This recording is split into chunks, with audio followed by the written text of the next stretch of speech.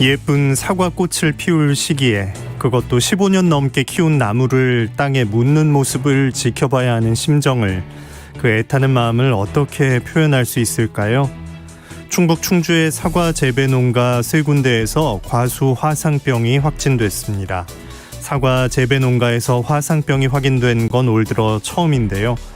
아직 확산세로 보기는 이르다지만 지난해 같은 상황이 또 벌어질까 봐 상당히 걱정스럽고 긴장되는 상황입니다. 과수 화상병은 안타깝게도 아직까지 예방약이나 치료제가 개발되지 않았습니다. 그래서 조금이라도 의심스러운 증상이 보인다면 가능한 빨리 제거하는 게 확산을 막을 수 있는 유일한 방법입니다. 나무줄기의 궤양에서 진물이 흐른다거나 잎과 가지가 불에 탄 것 같은 증상을 보이면 반드시 읍면사무소나 가까운 농업기술센터로 신고하셔야겠습니다. 올해 부디 큰 피해 없이 잘 지나갔으면 하는 바람입니다. 4월 28일 수요일 오늘 아침 일라디오 출발하겠습니다. 저는 아나운서 김재홍입니다.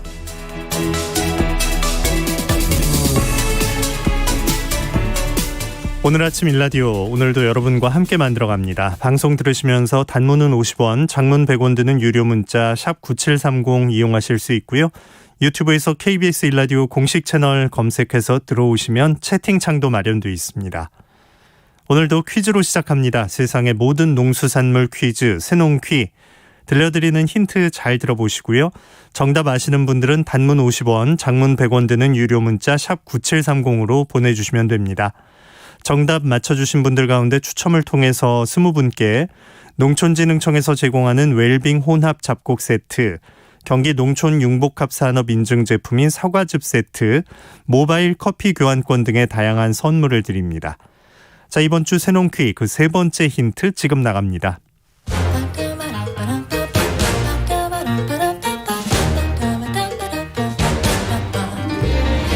우리 땅, 우리 바다에서 자란 맛있고 건강한 우리 농수산물을 알아맞히는 세상의 모든 농수산물 퀴즈, 새농퀴. 안녕하십니까? 퀴즈 내는 성우 송기원입니다. 바다의 불로초라고도 불리는 이것은 먹을 것이 부족하던 시절 구황식품으로 먹었던 식재료이기도 합니다. 보리나 감자를 섞어 밥을 짓듯 바다에서 채취한 이것을 넣어 밥을 지었던 건데 지금은 별미 중에 별미죠. 이것은 칼로리가 낮고 식이섬유가 풍부한 건강 식재료이기도 합니다. 특히 이것에 든 알긴산 성분은 지방의 흡수를 억제하고 장 운동을 원활하게 해서 변비를 예방하는 데 도움을 줍니다.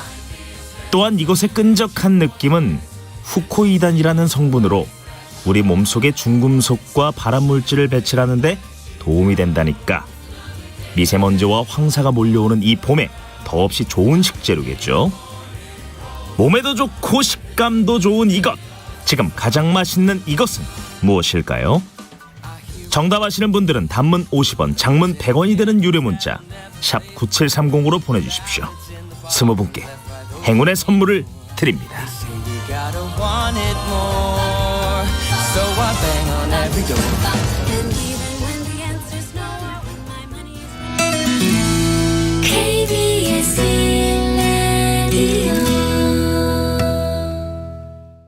새농퀴 정답은 단문 50원, 장문 100원의 유료 문자 샵 9730으로 보내주시면 됩니다.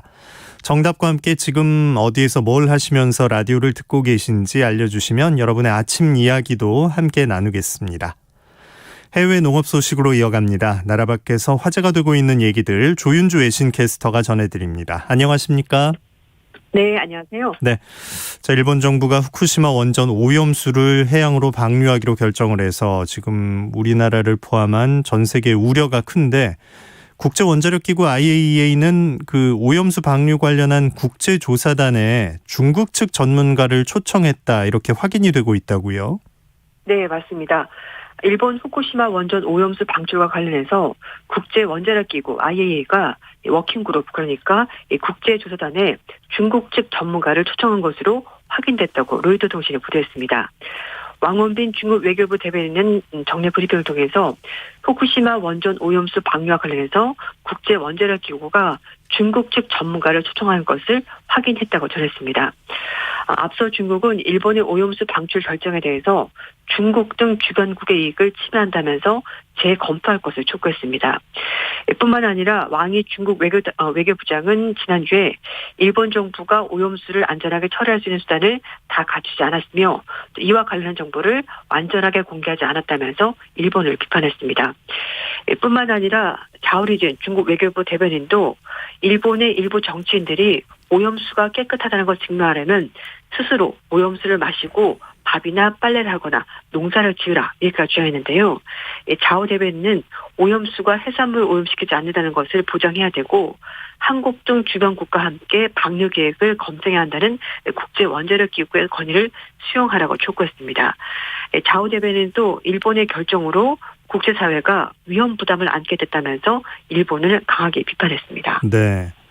우리도 인접국이라 원전 오염수 피해를 직접적으로 보게 될 텐데 IAEA 조사팀에 우리는 참여하지 않는 건가요? 아이보시 고이치 일본 대사가 어제 우리나라 포함해서 여러 나라가 이 후쿠시마 오염수 처리 계획을 검토하고 모니터링하는 국제 원자력 기구의 국제조사단에 참여할 것을 생각한다라는 입장을 밝혔습니다. 앞에서 전해드린 것처럼 중국 측은 전문가가 참여한다고 얘기를 하고 있는데요. 아이보시 대사가 어제 우리나라에서 열렸던 한중일 3국 협력 사무국 기념 포럼에서 국제조사단에 대해서 국제 원자력 기구 IAEA 결정을 하면은 일본이 준비를 할 것이라면서 한국의 전문가뿐만 아니라 다른 나라의 전문가들도 올 수 있을 거라고 생각한다라고 밝혔습니다. 이 아이보시 대사의 발언은 후쿠시마 원전 오염수 방류 과정에서 안전성을 주변국 전문가들이 참가한 이 국제 원자력 기구 조사를 통해서 검증받는 것에 대해서 반대하지 않겠다는 취지로 읽히는 부분입니다. 현재 우리 정부는 검증단에 우리 전문가를 파견해서 직접 검증에 참여하는 방식을 추진하고 있고요. 국제 원자력 기구 역시 긍정적인 입장을 밝힌 바 있습니다. 네. 자, 미국 서부 해안 쪽에서는 산업 폐기물이 든 것으로 추정되는 통이 아주 대량으로 발견됐다면서요? 네, 맞습니다. 미국 서부해안에서 기업들이 폐기한 독성 물질을 담은 것으로 추정되는 수만 개의 통이 발견됐습니다. 미국 샌디에고 캘리포니아 대학교 스크립스 해양연구소가 최근에 LA 해안과 산타 카탈리나 섬 사이 해저구역의 이미지를 촬영했는데요. 전체 면적이 146제곱킬로미터가 넘는 넓은 지역인데 이 지역을 촬영한 이미지를 봤더니 액체를 담은 것으로 보이는 통 2만 7천여 개가 발견됐다고 합니다. 연구진은 그동안에 이 구역의 침전물과 또 해양 동물 등에서 과거 살충제로 쓰였던 DDT가 검출된다고 비춰봤을 때 이번에 확인한 통에서 DDT가 담겼을 가능성이 있는 것으로 연구진을 보고 있는데요. 네. 하지만 실제로 DDT가 담겨져 있는지 추후 조사를 통해서 확인하겠다고 연구진이 설명했습니다. 기록에 따르면 연구진이 조사한 구역은 캘리포니아주 남부에 있었던 기업들이 1930년부터 약 40년간 산업 폐기물을 버리던 곳이라고 하는데요. 1972년에 관련법이 제정되면서 이 업체들이 해양에 폐기물을 버리는 것을 일단 멈추긴 했다고 합니다. 연구진은 조사구역에서 DDT 약 350에서 700톤 가량이 버려져 있는 것을 주장하면서도 통에서 물질이 샜는지는 아직까지 파악하지 못했다고 합니다. 이번에 조사를 이끄는 스크립스 해양연구소의 관계자는 안타깝게도 LA 인근에 있는 해역 분지에서 1930년부터 수십 년간 산업 폐기물을 버리던 장소였다면서 폐기가 초래할 결과에 대처하는 전략을 말하는데 이번 데이터가 유용하게 사용되기를 바란다라고 전했습니다. 네, 수거도 깔끔하게 해야겠고요. 그렇습니다. 예, 국제 곡물 가격 얘기를 여러 차례 이 시간에 나눈 바 있는데 국제 밀 가격이 2014년 이후 최고라고요? 네, 그렇습니다. 국제 밀 가격의 기준이 되는 시카고 상품거래소의 밀 선물 가격이 2014년 12월 이후 최고인 부셀당 7.1달러를 기록했습니다. 미국 소매협회는 국제 밀 가격이 올해 3월 기상호조와 또 세계 밀 생산량 증가 전망 등 영향으로 조정을 보긴 했지만 미국 북부, 캐나다의 한파 피해 우려, 또 중국의 밀과 옥수수 수입량 증가, 또 뿐만 아니라 유럽과 러시아의 기상 악화 때문에 다시 큰 폭의 상승세를 보이고 있다고 설명했습니다.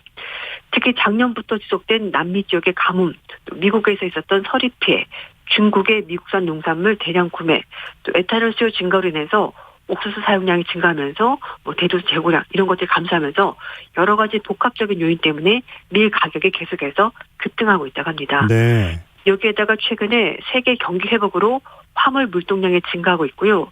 코로나19에 따른 선적국에서 선박과 선원 검역 강화 등으로 채선이 증가하면서 해운 시황 역시 폭등하면서 밀 가격 상승에 영향을 미치고 있습니다.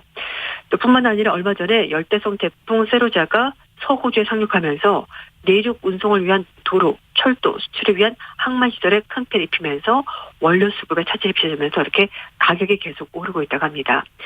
미국의 소매협회 관계자는 중국의 농산물 대량 구매와 또 주요 밀 생산국의 기상 악화가 지속되면서 당분간 국제 밀 가격 상승세가 불가피할 것으로 보인다면서 호주에서 태풍 피해 때문에 원료 수급 차질도 있기 때문에 밀 가격 상승세가 계속 지속될 거라고 전망했습니다. 네, 진짜 오를 수밖에 없는 요인들이 다 모여 있네요, 지금. 네, 네, 그렇습니다. 자, 중국과 호주의 갈등이 무역 분쟁으로 지금 번지고 있는데 그 중국의 수입 규제 품목이 점점 더 늘어나고 있다고요? 네, 맞습니다. 면화, 쇠고기, 랍스터, 석탄, 와인으로 이어지는 호주산 물품에 대한 중국의 수입 규제가 이제는 과일까지 확대되는 분위기입니다. 로이터 통신과 중국 관영 글로벌 타임즈에 따르면 호주산 포도의 중국 통관이 지연되고 있다고 하는데요. 호주 포도협회 회장은 로이터 통신과 인터뷰에서 이 포도 통관이 지난 3주 동안 지연되고 있다면서 평소보다 5일에서 열흘가량 더 걸리고 있다고 주장했습니다. 중국은 수입 과일에 대해서 검역 조치를 강화하는 것 때문에 지연되는 거다라고 설명하는데요. 중국 정부 관계자는 코로나19 재확산으로 수입산 과일에 대해서 검역이 강화되면서 통관이 늦어지고 있는 거다라고 설명했습니다. 네. 근데 관련 업계에서 이제 이 말을 믿지 않는 거죠? 네, 그렇습니다. 이 관련 업계 측에서는요, 통관이 지연되는 것이 호주, 중국 과일 관계 악화 때문이다라고 주장을 하고 있습니다. 호주 과일 수출업자들은 다른 나라의 과일은 통관이 지연되지 않기 때문에 이거는 코로나 때문에 통관이 지연되는 거다. 이거는 사실이 아니라고 주장하는 건데요. 호주만 겨냥했다는 거죠? 예. 네, 맞습니다. 중국의 수입 업체들도 호주산 과일 대신에 뉴질랜드, 태국 등에서 과일을 수입하는 움직임을 보이고 있다고 중국의 글로벌 타임스가 전했습니다. 중국은 한때 호주의 최대 수출국이었는데요. 호주의 5G 네트워크 참여 금지와 코로나19 지원 국제조사 요구 때문에 두 나라 갈등이 점점 커지고 있는 겁니다. 네. 중국은 지난 1년간 호주산 석탄에 쇠고기, 랍스터 이르기까지 각종 수입 제한 조치를 쏟아내면서 호주에 대해서 전방위적인 압박을 가하고 있는데요. 최근에 호주 빅토리아주 정부가 중국과 체결한 1대1로 협정을 파기해서 양국 간의 갈등에 새로운 도화선을 댈 우려도 커지고 있습니다. 한편 중국 외교부는 호주는 최근 몇 년 동안 모호하고 근거 없는 이유로 중국과의 정상적인 교류 협력을 대량 파겠다면서 가뜩이나 어려운 양국 관계가 설상가상의 상황이 되고 있다고 호주를 비판했습니다. 네. 자, 세계 최대 돼지고기 소비국이 중국인데 3월 수입량이 월별 최고치를 기록했다면서요? 네, 맞습니다. 중국의 3월 돼지고기 수입량이 월별 사상 최고치를 기록했다고 블룸버그 통신이 보도했습니다. 중국의 세관당국은 세관총수에 따르면 중국의 3월 돼지고기 수입량이 작년 동기 대비 16% 늘어나면서 46만 톤을 기록했는데요. 올해 3월 중국의 돼지고기 수입량이 월별 수입량 사상 최고치를 기록한 거라고 합니다. 올해 1분기 중국의 돼지고기 수입량은 작년 동기 대비 22% 증가했다고 하는데요. 2018년 8월 달에 처음으로 발병한 아프리카 돼지열병이 최근에 다시 확산하면서 외국산 돼지고기에 대한 수요가 늘어났기 때문이라고 합니다. 네덜란드 은행인 라보뱅크의 관계자는 최근 몇 달 사이에 아프리카 돼지열병이 재확산하면서 중국의 돼지 사육량이 작년 11월과 비교해서 30% 이상 줄어들었다고 분석했습니다. 중국 내 양돈 두수가 줄어들면서 돼지고기 가격이 상승하고 있고요. 가격 상승을 기대한 수입업자들이 돼지고기 수입을 늘리고 있기 때문입니다. 베이징에서 활동하고 있는 컨설팅 회사인 브릭 농업그룹의 관계자는 5월에도 중국의 돼지고기 수입이 계속 늘어날 것으로 전망했습니다. 돼지고기는 중국인들이 가장 사랑하는 육류 중에 하나인데요. 하지만 2018년 8월 북부 라오닝성의 한 농가에서 아프리카 돼지열병이 발생하면서 이게 중국 전역으로 번졌고요. 중국 내 돼지 사육량이 대폭 줄었습니다. 이에 따라서 돼지고기 가격도 올라갔고요. 또 소비자들의 식료품비 구입 부담도 점점 늘고 있습니다. 네. 해외 농업 소식 외신 캐스터 조윤주 씨와 함께했습니다. 고맙습니다. 네, 감사합니다.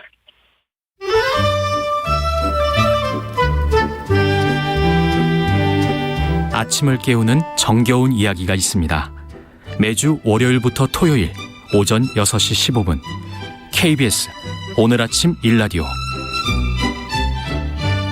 더 나은 지구를 꿈꾸는 지구를 지켜라. 오늘 한겨레 신문 남종영 기자와 함께하겠습니다. 안녕하십니까? 네, 안녕하세요. 네, 오늘은 우리 토종 돌고래를 소개해 주실 거라고요? 네, 바로 상갱이라는 돌고래입니다. 네, 돌고래 기자님의 고래와 돌고래 사랑 저희가 익히 알고 있는데 직접 만나보신 적이 있나요? 네, 저는 충남 태안 앞바다에서 봤는데요. 배를 타고 가고 있는데 저 멀리서 무슨 검은 물체 같은 게 푸 하고 나왔다가 사라지더라고요. 네. 이게 뭐 고래인지 몰랐는데 그게 바로 그 상갱이였습니다. 아, 네. 더 그 근거리에서 보셨으니까 또 기분이 남다르셨을 것 같은데 사진을 이렇게 보면 진짜 웃는 얼굴 같아서 입모양이 아주 웃는 상이에요. 웃는 돌고래라고도 부르는데 우리 토종 돌고래 상갱이 어떤 특성이 있는 그 고래인가요? 예, 그 웃는 돌고래는 별명이 있긴 한데 사실은 한 수족관에서 상갱이를 사육 전시하면서 그런 별명을 붙인 게 퍼졌다고 볼 수 있어요. 약간 상업적인 사실, 별명이었군요. 네, 사실 돌고래는 얼굴에 근육이 없습니다. 그렇기 때문에 웃을 수가 없죠. 네. 그래서 그저 상갱이가 입 담은 모양이 유선형을 띄어서 웃는 것처럼 보인 겁니다. 네. 우리나라에 사는 상갱이는 등 지느러미가 없어요. 그래서 영어로는 핀리스 폴포이즈라고 하는데요. 진짜 등이 매끈하네요, 그냥. 예, 그렇습니다. 등 지느러미가 없기 때문에 일반인은 바다에서 관찰하기가 힘듭니다. 그래서 저도 그때 봤을 때 잠깐 뭐가 나왔다가 가는 느낌? 그런 느낌이었는데 예. 보통 우리가 돌고래를 연상하면은 슬쩍 뛰어올라서 유선형을 그리면서 이렇게 떨어지는 모습이잖아요. 맞아요. 예, 그런데 상갱이는 그렇게 뛰지 않습니다. 등바닥만 살짝 드러낼 정도로 수면 위로 올라와서 숨을 쉬는데요. 등 지느러미가 없기 때문에 멀리서 보면은 뭐 제가 자주 하는 표현입니다만 그 검정색 타이어가 그냥 굴러가는 것처럼 보이죠. 네. 아유, 관찰하려면 더 그래서 좀 애정을 쏟아야 할 것 같은데 우리 상갱이가 그 전 세계적 멸종 위기종에 들어갑니까? 네, 그렇습니다.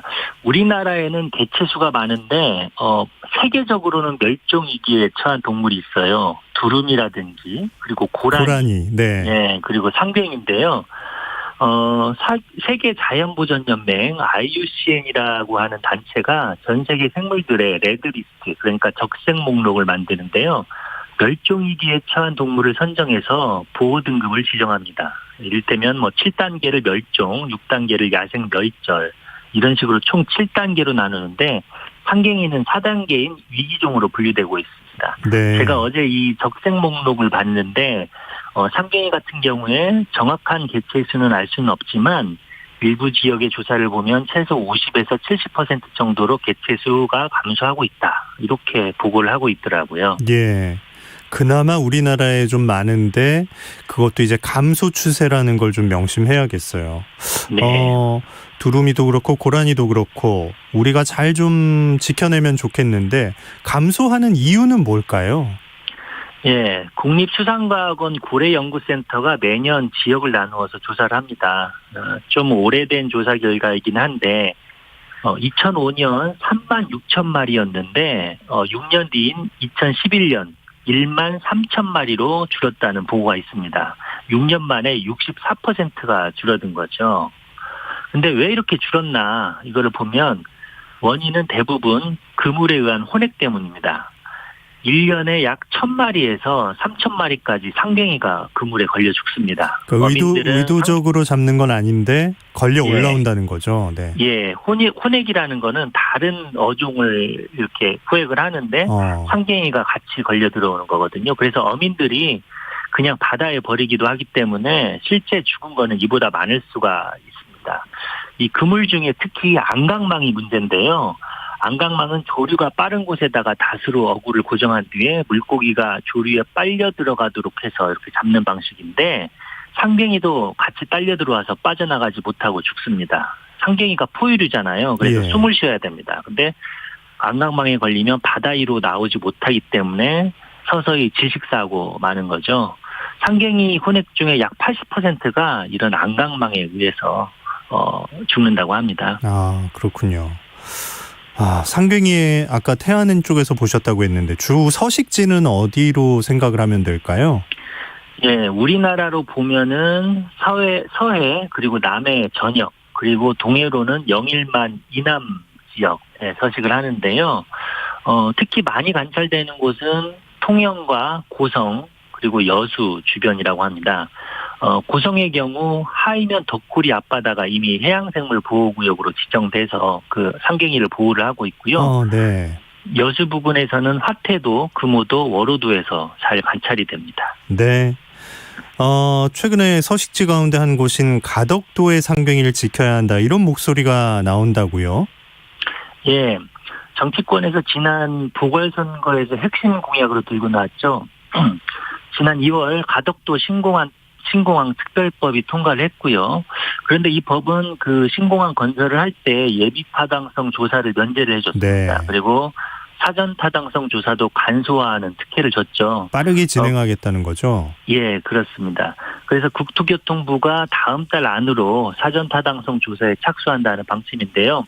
하지만 여전히 환경영향평가는 거쳐야 되고 그리고 환경부 장관도 원칙대로 이 평가를 하겠다는 입장을 밝혔습니다. 만약에 환경영향평가가 실시되면은 상갱이가 이슈가 될 수도 있을 것 같습니다. 그렇군요. 가덕도라는 지역의 생태적 보전 가치는 어느 정도일까요? 예, 아직 뭐 구체적으로 조사가 이루어지지는 않았는데 예. 우리가 볼 수 있는 게 해양 생태도라는 것과 생태 자연도라는 게 있습니다. 네. 이게 뭐냐면은 법률에 따라서 생태계 보전 가치를 평가의 등급을 매기는 건데요. 1등급에서 3등급까지 있는데 1등급이 보전 가치가 가장 높습니다. 이를테면 상갱이 같은 해양 동물이 많이 서식하면 1등급이 되겠죠. 네. 예, 가덕도 주변의 바다가 해양 생태도가 1등급이고요. 그리고 가덕도에서 가장 높은 산으로 그 국수봉이라고 있는데요. 해발 264m. 그런데 생태 자연도가 대부분 1등급 내지는 2등급입니다. 이를 보면은 가덕도가 생태가 우수하다 이렇게 볼 수가 있을 것 같습니다. 근데 이제 인공적인 게 이제 거기 들어온다는 거잖아요. 네. 공항을 짓게 되면 자연환경에는 어떤 영향이 미칠까요? 신공항 건설이 어떻게 되느냐 이런 거를 좀 이런 방식 같은 걸 좀 잘 봐야 되는데요. 예. 가덕도 신공항 현재 후보지로 있는 그 조감도를 보면 육지대 바다 면적 비율이 57대 43입니다. 그러니까 공항의 절반 가까이를 바다에 짓는다는 것인데요. 그러려면 매립을 해야 됩니다. 네. 매립을 하려면은 아무래도 가덕도의 산을 깎아야겠죠. 여기서 바로 문제가 발생하는데 지금 환경단체가 우려하는 바는 생태적으로 우수한 국수봉 일대의 자연림이 파괴될 수 있다. 이렇게 주장을 하는 겁니다. 국수봉 일대는 100년 된 개서나무 군락지, 동백 군락지가 있고요. 숲이 천일을 거듭하다가 완정화된 극상림입니다. 그래서 보전 가치가 매우 높은 것으로 알려져 있고요. 여기에다가 수달, 삭, 대풍랑 같은 멸종위기 정도 서식합니다. 숲이란 것이 한 군데만 무너져도 다른 곳도 와르르 무너져 버리기 때문에 건설 과정에서 침범을 당하기 쉬울 것 같습니다. 예, 상갱이도 마찬가지입니다. 예, 상갱이가 바다에 살잖아요. 그 나머지 43%이 바다가 매립되기 때문에 상갱이 입장에서 보면 자기가 사는 집에서 그냥 산사태가 나는 꼴이거든요. 예. 아마도 상갱이가 이사를 가야 되겠죠. 그런데 그 이사를 가는 과정에서 생길 피해는 측정하기 어려울 것 같습니다. 아이고. 일부러 가꾸기에도 힘든 그 1등급 지역인데 거기다 하필 또 짓게 돼가지고 물론 그 이유야 알죠. 그 국가 경쟁력이 올라간다는 건데 가덕도 주민들 또 어민들에게 미칠 영향까지 고려한다면 이게 참 피해가 없다고 말할 수는 없겠네요. 네, 주로 가덕도에서 오랫동안 삶을 꾸려온 원주민 그리고 어민들이 반발을 하고 있는데요. 가덕도 앞바다에는 3월부터 5월까지 그 숭어가 많이 잡힌다고 합니다. 이맘때쯤에 그물을 한번 끌어올리면은 숭어 한 5, 6천 마리가 올라온다고 하는데요. 상갱이가 좋아하는 생선도 바로 이 숭어입니다. 상갱이가 바로 여기에다가 터전을 잡은 게 이런 이유인데, 네. 여하튼 상갱이와 마찬가지로 어민들도 타격을 입을 수밖에 없을 것 같습니다. 평생 배를 타고 살았는데 갑자기 보상금 받고 낯선 곳에 이주해서 거기서 살아라. 그러면 우리는 무엇을 하냐, 뭐 이런 공포감이 있는 것 같습니다. 네. 우리도 그 세계 한 국가로서 할 의무 같은 것들이 있잖아요. 세계 자연보전연맹에서 상갱이 보전 결의안도 채택을 했고 우리가 노력에 동참할 그 의무가 있는 건데 상갱이를 보호할 실질적인 대책을 좀 마련해야 하지 않을까요? 예, 그 세계 자연보전연맹이 모이는 그 총회가 있습니다. 작년 총회에서 상갱이 보전을 위한 국제협력을 촉구하는 결의안이 공식 채택됐습니다. 여기서 상갱이 생태조사 그리고 혼액 실태 모니터링, 혼액 저감 계획 수립 같은 활동을 해야 된다 이런 내용이 담겼는데요. 우리나라의 경우 2016년 상갱이를 보호대상 해양생물로 지정을 했습니다. 그리고 안강망 대책을 지금 나서고 있는데요. 네. 안강망에 상갱이가 걸리더라도 스스로 탈출할 수 있는 장치를 만들어서 보급을 하고 있습니다. 예. 하지만 우리나라가 워낙 혼액이 많은 나라이기 때문에 좀 더 적극적인 보호 대책이 필요하다 이런 목소리도 있습니다. 네. 우리가 우리의 삶에 너무 집중한 나머지 자연과 환경에 대한 부분을 좀 놓치고 있는 게 아닌가. 한번 돌아봐야 할 때다 이런 생각을 하게 되네요. 예. 반달곰이나 사냥 같은 다른 멸종위기종과 달리 좀 상갱이는 우리나라에서 제대로 된 대접을 받지 못했습니다. 왜냐하면 개체수가 많은 것처럼 보이기도 했고 한편으로는 잘 보이지 않았기 때문에 잘 관찰되지 않기 때문에 좀 무시된 측면이 있었습니다. 근데 고래 보호에 대한 인식이 제고되면서 국민들의 생각이 천천히 바뀌었죠. 옛날에는 어민들이 상갱이가 그냥 혼액되면 몰래 고래고기로 파는 그런 관행도 있었습니다. 네. 그런데 그런 관행도 없어졌고요. 그리고 해양수산부도 2016년에 상갱이를 법적 보호대상인 보호대상 해양생물로 지정을 하기도 했고요. 아까 그 가덕도 신고강이 건설되면 상갱이 집에 바로 산사태 나는 꼴이라고 말씀을 드렸었는데요. 그것뿐이 아닙니다. 자기네들이 먹이 사냥을 하던 곳이나 쉬는 곳, 노는 곳, 뭐 이런 곳이 한꺼번에 없어지는 겁니다. 사람으로 치자면 돈벌이도 못하고 순식간에 집 밖으로 나앉게 되는 경우, 뭐 이런 경우를 상상하면 될 것 같은데요. 네. 여튼 이런 가덕도 신공항 건설 작업이 본격화되고 환경 영향 평가가 시행되면은 이슈가 될 것으로 보입니다. 정부가 어떤 철학과 방향성으로 나아갈지 지켜볼 만한 대목입니다. 네. 5383님께서 멸종위기종이 이렇게 그물에 걸려 죽는다는 건 너무 어이가 없네요. 빠른 시일 내에 시정돼야 합니다. 너무 무심했습니다. 이렇게 전해주셨습니다. 지구를 지켜라. 한겨레 신문 남종영 기자와 함께했습니다. 고맙습니다. 네, 감사합니다. 자, 오늘 날씨 알아보겠습니다. 오늘 하루 종일 시야가 답답하겠습니다. 북서풍을 타고 온 황사가 백령도에서부터 관측되고 있는데 수도권을 시작으로 그 밖의 지역에서도 점차 영향을 받겠습니다. 미세먼지 농도 수준도 나쁨까지 오를 것으로 보이는데요. 모레 전국에 비가 내리면서 해소될 전망입니다. 며칠 사이에 공기가 제법 선선해졌는데요. 서울이 20도, 대전 23도, 광주, 대구 25도로 오늘 낮에 중부지방은 선선하겠고 남부지방은 비교적 포근하겠습니다. 자, 오늘 호흡기 약한 분들 조심하셔야겠고요. 건강관리에 신경 쓰시기 바랍니다. 오늘 아침 일라디오 함께하고 계십니다. 지금 시각은 6시 45분입니다.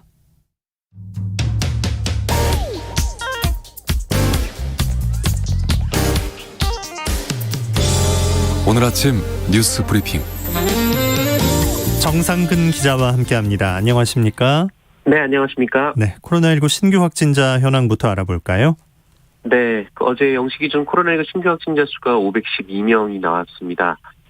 연 이틀 500명대 확진자가 나왔습니다만 오늘 통계는 역시 확 늘어날 것으로 보입니다. 이 700명대 중후반, 많게는 800명대 확진자가 나올 수도 있습니다. 최근 일주일간의 검사 양성률은 1.88%로 6주 연속 상승세이고요.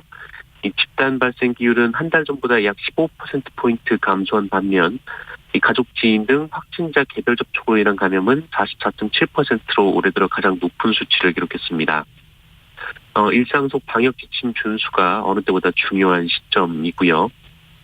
그리고 이달 중순 100명 안팎이던 위중증 환자 수가 하루 만에 24명이나 늘어나서 156명이 됐는데요. 방역당국은 위중증 환자가 증가할 경우 의료 체계의 부담으로 이어질까 우려하고 있습니다. 이에 방역수칙의 준수와 함께 고령층에 대한 백신 접종이 속도를 내야 한다면서 적극적인 접종 참여를 당부했습니다. 네. 코로나19 지금 인도 상황이 아주 심각하다고 알려지고 있는데 우리 대사관에서도 집단 감염이 있었다고요? 네, 인도에서는 매일 30만 명이 넘는 신규 확진자가 나오고 있습니다. 우리나라가 1년 넘는 기간 누적 확진자가 12만 명이 조금 안 되는데 인도는 하루에 30만 명씩 확진자가 쏟아지고 있는 상황입니다. 이 와중에 결국 뉴델리에 있는 한국대사관 공간 직원 60여 명 중 11명이 코로나에 집단 감염됐습니다. 한국인은 2명, 나머지는 인도인 직원들인데요. 해외 공간에서 대규모 감염이 발생한 것은 이번이 처음입니다. 우리 교민들의 피해도 커지고 있는데요. 지금까지 공간에 신고된 환자만 114명인데 실제 감염 규모는 더 클 것으로 보입니다.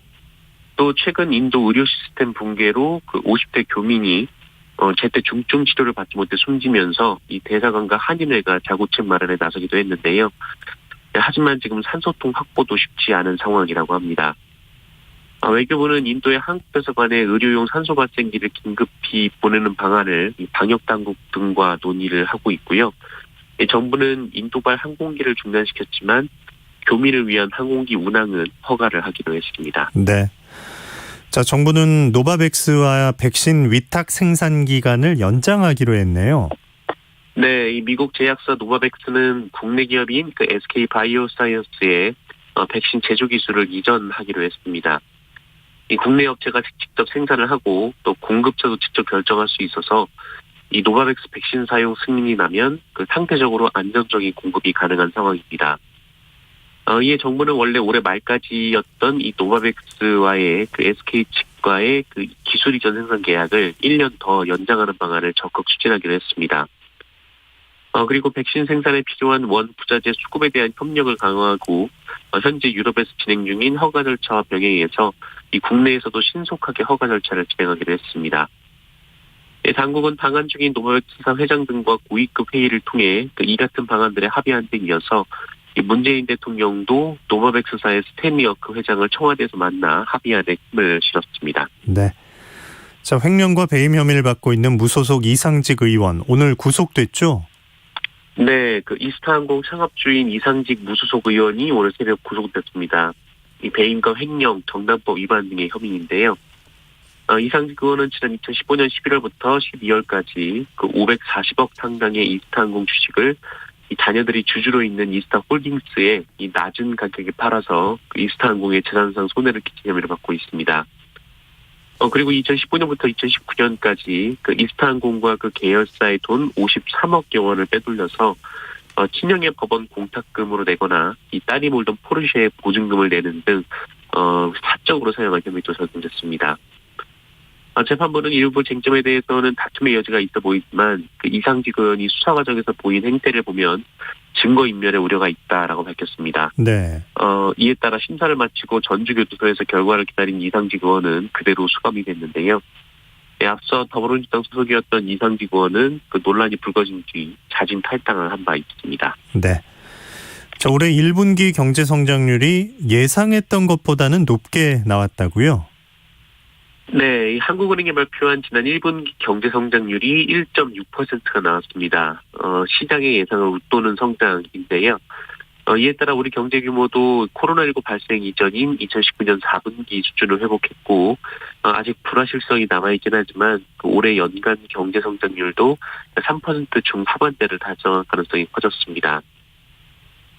특히 그동안 부진했던 민간 소비의 회복이 두드러졌는데요. 이 설 연휴에 이 귀성을 못하는 대신 선물을 많이 했고, 또 2월 중순 이후 거리두기 그리고 영업 제한이 일부 완화되면서 이 대면 서비스 소비에도 소폭 개선이 이루어졌습니다.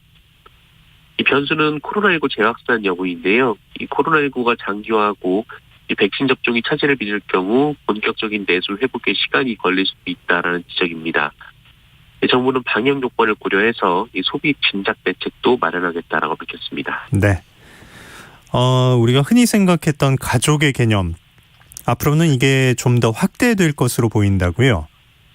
네. 현재 우리나라의 제도는 결혼 아니면 혈연, 입양으로 이루어진 경우만 가족으로 규정을 하고 있습니다.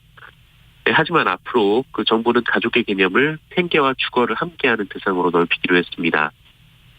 그러니까 결혼을 하지 않더라도 동거인이나 룸메이트, 나아가 이 아동 학대로 인한 위탁 가족까지 가족의 개념에 포함하기로 했습니다. 이 방송인 사유리 씨처럼 홀로 이 정자기증 등을 통해서 아이를 가지는 경우도 이 법적인 윤리적인 쟁점을 충분히 논의한 뒤 지원 방안을 검토하기로 했고요. 이 자녀의 이름도 무조건 아버지성을 따르는 부성 우선주의를 없애고 이 부부가 원할 경우 출생신고 때 이 엄마성을 따를 수 있도록 하기로 했습니다. 그리고 미혼부는 출생신고가 매우 어려웠는데요. 이 역시 법을 바꾸기로 했습니다. 네. 이렇게 되면은 이 법적인 가족이 아니어서 받았던 이 차별이나 제한도 손을 볼 수가 있는데요. 이 중장기적으로는 이 동거인에게 유산을 상속하거나 이 수술 동의서에 서명할 수 있는 권리도 가질 수가 있습니다. 다만 당장 이렇게 변화되는 건 아니고요. 어제 국무회의를 통과한 정부안은 2025년까지 큰 방향을 잡은 것이고, 이 가족으로 누구까지 인정을 할지, 그리고 권리와 의무는 어디까지 부여할지는 이 복잡한 법 개정 절차를 거쳐야 되는 상황입니다. 네.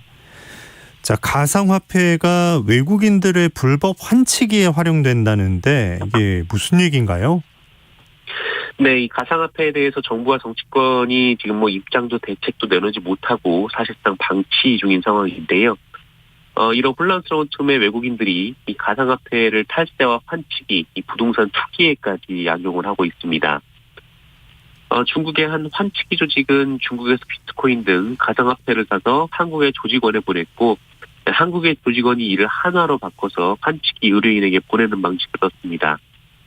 한국에서 가상화폐가 타국에 비해서 유독 비싸게 거래가 되고 있기 때문에 이 환치기 차액이 컸는데요. 의뢰를 한 중국인은 이런 방식으로 서울 영동 부구에 11억짜리 아파트를 사기도 했습니다.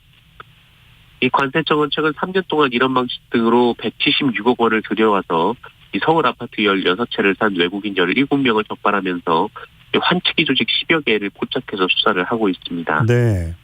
이 문제는 범죄 조직만 환치기를 하는 것이 아니다라는 건데요. 일반인들도 손쉽게 환치기를 해서 이 국내와 해외 거래소에서 가상화폐를 사고 팔아 차익을 얻고 있습니다. 이 문제는 해외에서 가상화폐 형태로 국내에 들어온 자금은 추적하기가 어려운 상황이라는 건데요. 일단 은행들이 중국 송금액 한도를 축소했습니다만 더 면밀한 대책이 필요하다는 지적이 나오고 있습니다. 네. 자, 여당이 부동산 대책을 논의 중이라고 하는데 어떤 얘기들이 나오나요? 네, 이 더불어민주당은 신임 윤호중 원내대표가 취임하고 사흘 만에 이 당내 부동산 특별위원회를 설치했습니다. 이 4.7 재보궐선거 참패 주요 요인 중 하나가 바로 부동산이라고 보고 이 부동산 정책 전반을 재점검하기로 한 건데요. 어제 진선미 특별위원장 주재로 첫 회의를 열었습니다.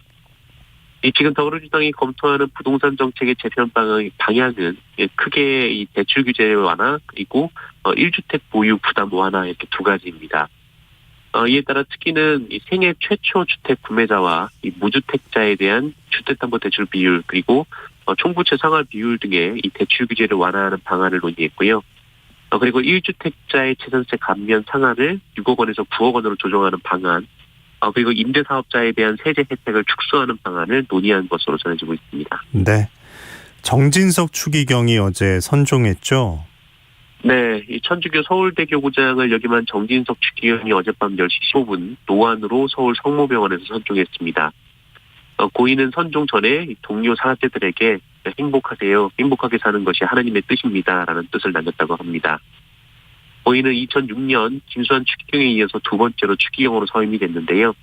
오늘 0시에 명동성당에서 선종 첫 미사가 거행됐고요. 7시부터 거리 두기를 지키며 그 조문이 시작됩니다. 네, 뉴스브리핑 정상근 기자와 함께했습니다. 고맙습니다. 고맙습니다. 4999님, 출근 전 텃밭에 나와 며칠 전 심은 고추에 물을 주고 있습니다. 이 시간이 행복하네요. 오늘 건강하고 행복하세요 라고 문자 주셨습니다. 고맙습니다. 오늘 아침 일라디오 수요일 순서 마칩니다. 아나운서 김재웅이었습니다. 고맙습니다.